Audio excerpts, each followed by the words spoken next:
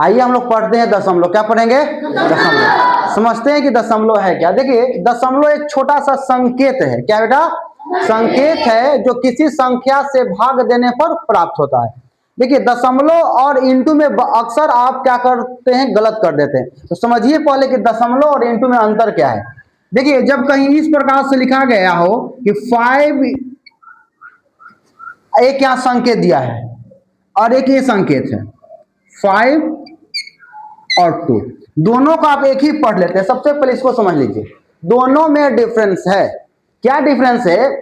इसका मतलब हुआ कि 5 इंटू 2, यानी कि 5 मल्टीप्लाई 2, गला आज खराब है, 5 मल्टीप्लाई 2, इंटू का मतलब क्या हुआ? मल्टीप्लाई। देखिए और ये क्या है? 5.2, 5.2। कैसे सर, दोनों अंतर कैसे हो गया? देखिए इंटू हमेशा बीच में लिखा जाता है जबकि दशमलव नीचे लिखा जाता है। इंटू बीच में लिखा जाएगा और दशमलव नीचे लिखा जाएगा। ये बात आप संकेत को समझ लिए होंगे। ठीक है, तो दशमलव एक संकेत है जो किसी संख्या से भाग देने पर प्राप्त होता है। देखिए जब दशमलव के बात करते हैं तो दशमलव दो प्रकार के होती हैं, एक शांत दशमलव और दूसरा अशांत दशमलव। शांत दशमलव यानी कि टर्मिनेटिंग, अशांत मतलब नॉन टर्मिनेटिंग। अब टर्मिनेटिंग यानी कि शांत दशमलव किसे कहते हैं पहले समझ लीजिए। जब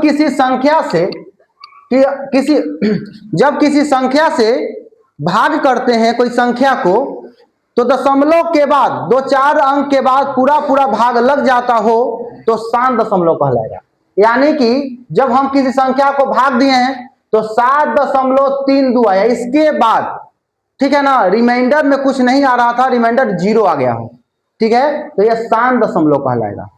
रिमाइंडर कुछ दशमलव के बाद जब भाग करने के बाद 2, 3, 4, 5, 6 अंक के बाद का रिमाइंडर 0 बचने लगे तब क्या होगा? शांत दशमलव कहलाएगा। ये शांत यानी टर्मिनेटिंग। अशांत क्या हो? जब किसी संख्या से भाग देने पर, ठीक है ना, दशमलव के बाद कोई संख्या पूरा भाग न लग रहा हो, ठीक है, तो उसको क्या कहेंगे? अशांत कहेंगे, यानी कि नॉन टर्मिनेटिंग कहेंगे। दोनों टर्म को समझ में आ रहा है? शांत किसको कहेंगे और अशांत किसको कहेंगे? शांत कहलाएगा जब भाग देंगे तो पूरा भाग लग जाएगा दशमलव के 2, 4, 10 अंक के बाद, है ना, कहीं पे, ठीक है। और अशांत में दशमलव के बाद कभी भी वह क्या होगा? पूरा भाग नहीं लगेगा, यानी कि क्या हो जाएगा? भाग बार लगाना पड़ेगा आपको, ठीक है। यह प्रक्रिया कभी खत्म होने वाली नहीं रहेगी, तो अशांत कहेंगे। अब आइए, अशांत भी दो प्रकार के होते हैं, एक रिपीटिंग और दूसरा नॉन रिपीटिंग। एक को कहते हैं रिपीटिंग, यानी दशमलव के बाद 2, 7, 2, 7, 2, 7, दशमलव के बाद वही संख्या बार क्या हो रही है? रिपीट हो रही है। सर क्या 2, 7 नहीं? ऐसा नहीं है कि 2, 7, 3, 2, 7, 3 ऐसे भी संख्या रिपीट होगी, या दशमलव के बाद एक ही संख्या भी रिपीट हो सकती है। दशमलव के बाद 4, 5 अंक भी यानी संख्या भी क्या होगी? रिपीट होगी, तो क्या कहलाएगी? रिपीटिंग कहलाएगी। इसी में आप देते हैं रैकरिंग करते हो, जब कभी ऐसे आप लिखे हुए देखोगे कि 2.7, है ना, सॉरी यहां दशमलव देंगे, दशमलव कहां देंगे? नीचे देंगे। और ऊपर क्या रहेगा? रेकरिंग यानी बार है। इसका मतलब क्या है कि 7 हमेशा आ रहा है, बार आ रहा है। इसका मतलब यह हुआ कि 2.77 कहां तक जाएगा? अनंत तक जाएगा, ठीक है। इसे हम बढ़ाएंगे, अगली क्लास में बताएंगे कि दशमलव से हमको भिन्न में कैसे बदलते हैं, ठीक है। और इसको भी भिन्न बदल सकते हैं, P/Q के फॉर्म में बदल सकते हैं, रैकरिंग वाले को भी, ठीक है ना। इसको ही हमने बाद में पढ़ाएंगे। तो मैंने बताया कि रिपीटिंग में क्या होगा? दशमलव के बाद 1 या 2 अंक या 3 अंक 5 अंक क्या हो जाएगी? बार रिपीट होगी, ठीक है। तो क्या कहलाएगी? रिपीटिंग नॉन टर्मिनेटिंग कहलाएगी, रिपीटिंग नॉन टर्मिनेटिंग डेसिमल, ठीक है। अब क्या होगी? दशमलव के बाद